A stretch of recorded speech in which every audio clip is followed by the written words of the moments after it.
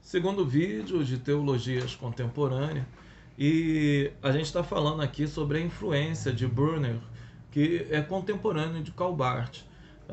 Ele insere nesse capítulo, né, de Calbart, Brunner, porque o Brunner ele acaba ficando às margens, às sombras, né, de Barth, porque Barth ele foi uma pessoa que produziu muito.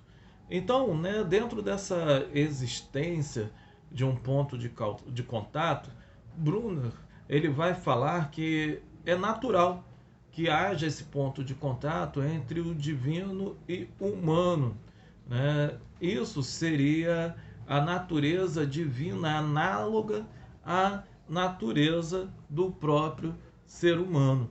Compreendendo então que isso seria a analogia entes, ou que é chamada analogia do ser, que está nas súmulas de Tomás de Aquino, ou não.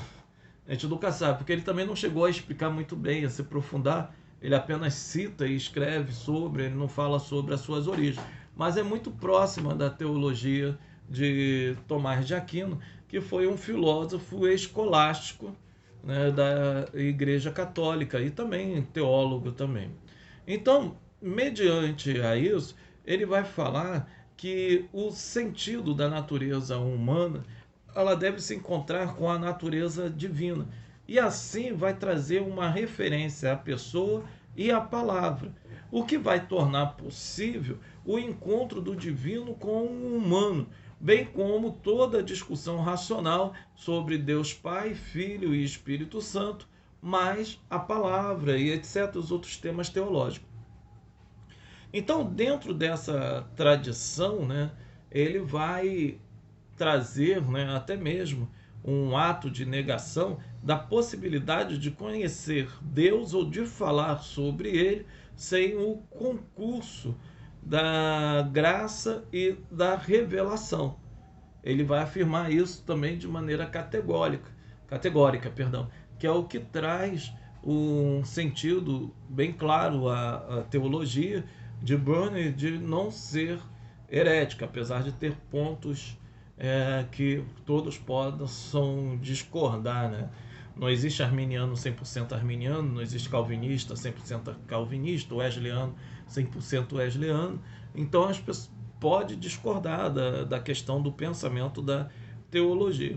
Contudo, né, infelizmente, né, ele acaba utilizando e se valendo também da palavra teologia naturalis, que aonde traz um sentimento da apologética cristã, algo que para ele era essencial.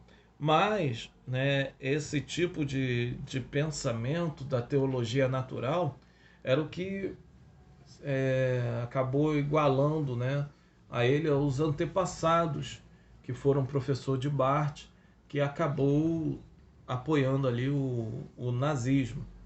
E isso acaba trazendo uma manifestação de Barth, onde ele vai escrever, né, ali, né, uma resposta à teologia de Brunner, ele que é Nein, né, ou seja, não em alemão, né, que é uma discordância na maioria dos pontos.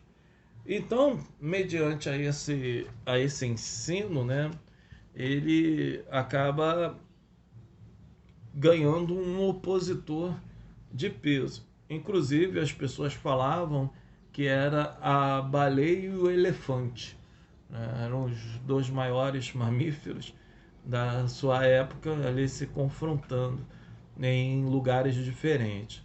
Então Barth acusou Brunner de distorcer o ensinamento de Calvino sobre o imago Dei, né, porque para Calvino o único ponto de contato entre Deus e o homem é o ponto miraculoso que Deus, por meio do Espírito Santo, cria no ser humano.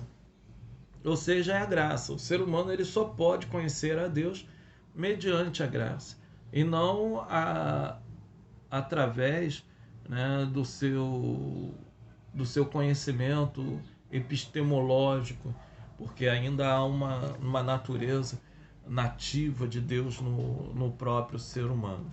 e o outro foi com relação à analogia entes, perdão, que trata-se de uma inversão, né, do anticristo, que por causa disso, creio que é impossível ser católico. Ele enxerga nessa teologia, dessa analogia do ser, né, os ensinamentos de Tomás de Aquino. E para Barth, todas as religiões fora do protestantismo eram demoníacas. Então, tudo quanto era aspecto que lembrava alguma outra teologia, seja católica ou outras do cristianismo que tinha sido assim negadas como religiões verdadeiras, para Barth, então, não deveria ser aceita. Então, Barth, então, ele vai enfatizar a ideia em 2 Coríntios 5:17, que ser uma nova criatura não era um remendo. O que ele quis dizer com isso? Que quando Paulo fala uma nova criatura, é uma nova criação.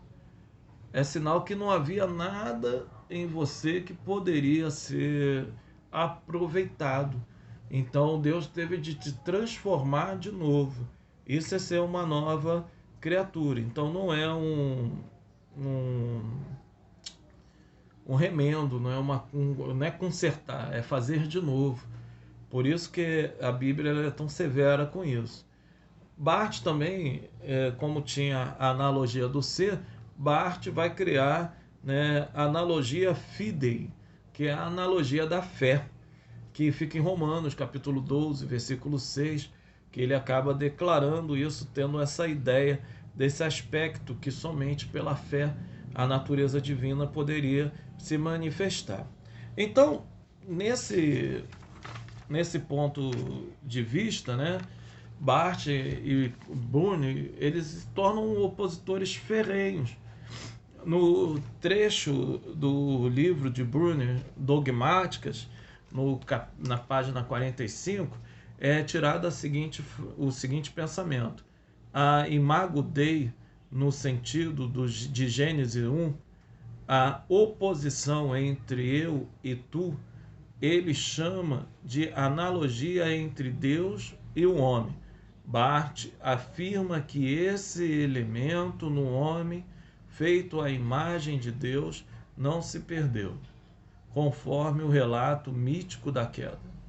Foi isso exatamente o que eu disse no meu ensaio Natur und Gnade, né, a natureza da graça, há alguns anos. Fico feliz em saber que essa controvérsia, que tanta discussão causou, esteja agora sanada. Então Brunner, ele acaba enxergando que Barth, no término, ele consegue até uma contemplação de que o homem não foi totalmente perdido. Mas eles se tornaram opositores e muitas das vezes a discussão deles não ficava apenas no campo da ideia, mas também um acabava agredindo o outro de maneira bem chula, né? Uma coisa bem ruim.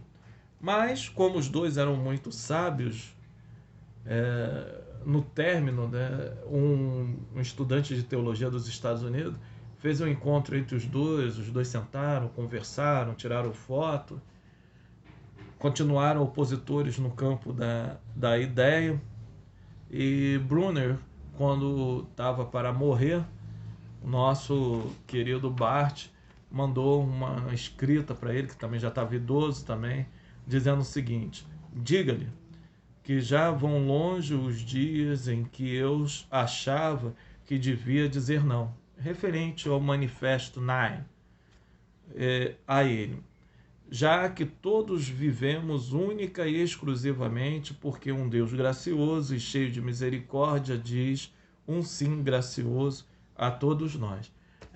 Eu guardo isso no meu coração também, quando encontro pessoas que são opositores de alguma forma de pensamento. Eu enxergo que aquela pessoa está viva porque Deus disse sim para ela, né? E é o que me liga àquela pessoa. Então eu não devo, de forma alguma, levar para o campo pessoal. Já em 1968, Barth acaba morrendo, Brunner em 66.